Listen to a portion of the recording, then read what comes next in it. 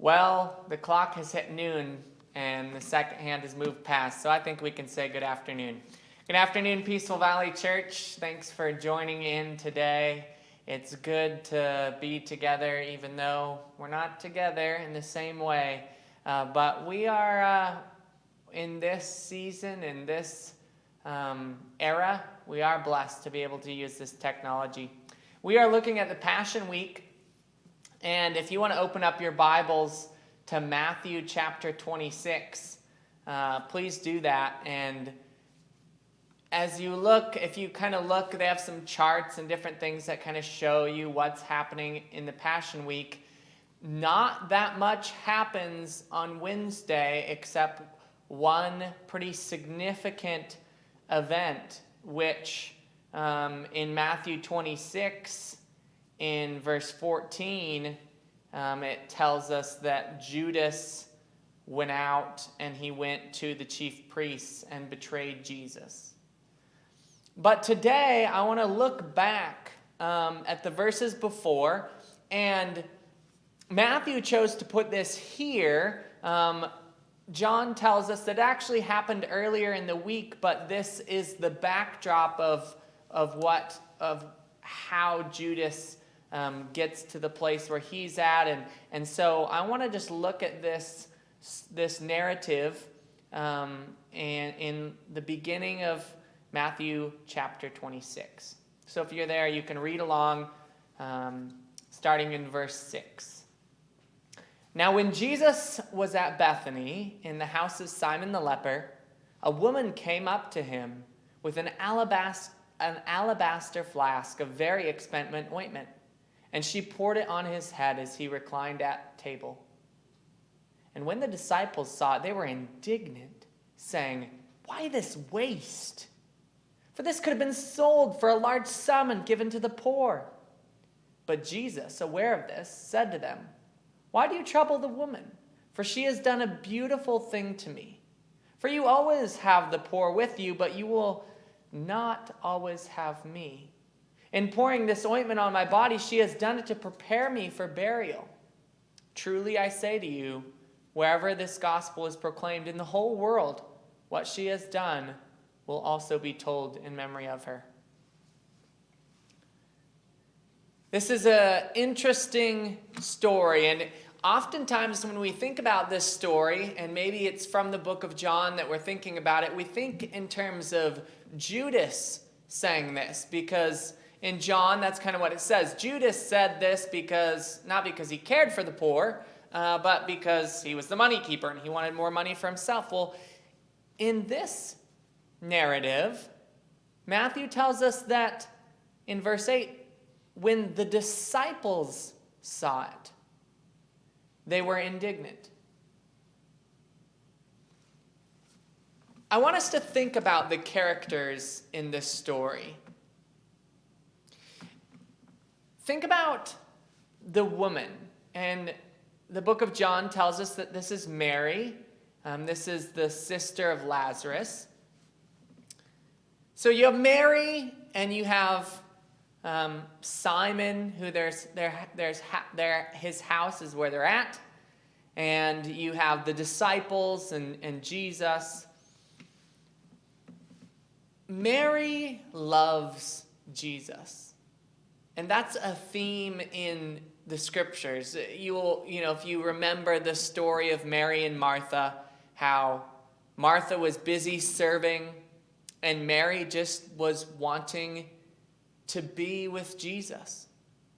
She loved Jesus. She saw how valuable he was. And really we can see that because she's taking a year's worth of wages contained in this expensive perfume, and she's willing to just use that all up just to love Jesus, to honor Jesus. That was something that they did. We don't do that sort of thing in our day, but that was something that was a very honoring thing, to anoint someone but especially to take something so valuable that it was worth a year's wages and do that, she is showing that she values Jesus.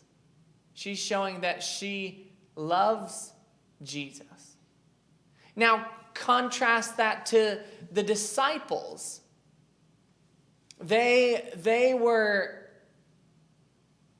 I don't think if you would ask them, they wouldn't have said that they didn't value Jesus.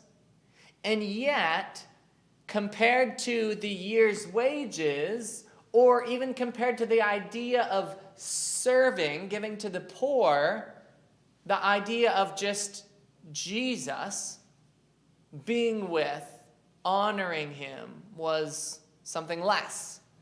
And as I meditated on this, I think that I have a tendency, and perhaps we do in our Western culture, and maybe especially at Peaceful Valley Church, we're good at doing things. We're good at serving.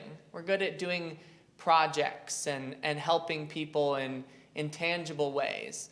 And those are all good and right things. But I find in my heart, I wonder if I'd been there and had seen Mary give this lavish gift, if I would have had the same reaction as the disciples, saying, "Why this waste?" If I saw someone who maybe they prayed 2 hours a day, would I look at that and say, "Why this waste?" They could be serving, they could be doing other things, but to just to give that 2 hours to Jesus, that seems kind of like a waste. And I just see in my own heart something that's more like the disciples than Mary. And today, Peaceful Valley Church, I just want to remind us all how valuable Jesus is. And that there is a difference between serving Jesus and loving Jesus. Now, I would hope that we all are serving Jesus because we love him, but the God of the universe wants us to commune with him. He wants us to be with him. He wants us to love him, not just for what we can do for him, but because we just love him. We just want to be with him. And so I just want to encourage us all in this season. We have maybe some extra time. Maybe you don't have extra time, but God is showing us all that we at least can see different priorities in this season. And I just want to encourage us all that we would learn to be more like Mary, that we would learn more to love Jesus and just desire. And if we were there, would we be motivated to that kind of lavish love just because of our great love for Jesus? And to consider that. And so today, Jesus is the King. He's a surpassing treasure. He's a treasure hidden in the field that's worth giving everything up for. And so I want my own heart to see that more, to see the value of Jesus. And I hope and pray that today, this afternoon, we as a church family would see that more and more, that Jesus is the greatest treasure and that nothing given to him is a waste. Thanks for being with us today. Have a great day, Peaceful Valley Church.